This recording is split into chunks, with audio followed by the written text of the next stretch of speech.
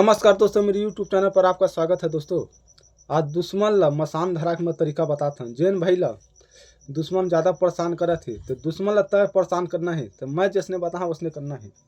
सब ला पहले तोला 5 प्रकार के मिठाई ले लगी और 2 ठा लड्डू, 5 प्रकार के मिठाई और 2 ठा लड्डू।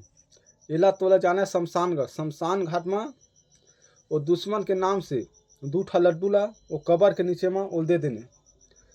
ओकर बाद वो 5 प्रकार के मिठाई ला एक ठा चौक में छोड़ना है, एक ठा रोड में 2 ठा मतलब छोड़ा ताबे शमशान में 2 ठा, ओकर बाद चौक में 2 ठा, ओकर बाद और जाति में रोड पढ़ी ओती फिर 2 ठा। ओकर घर के ओकर छत में फेंक दे, छत में फेंक दिया, ओकर दरवाजा में फेंक दे।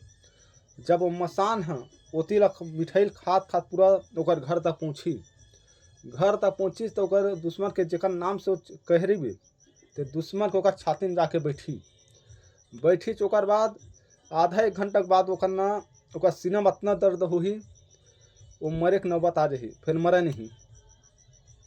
ओकर बाद बोला उसे रही जब तक वो झाड़ फूकने लगा ही तब तक वो ठीक नहीं हो पावे। और ओकर मंत्र में बताता हूँ।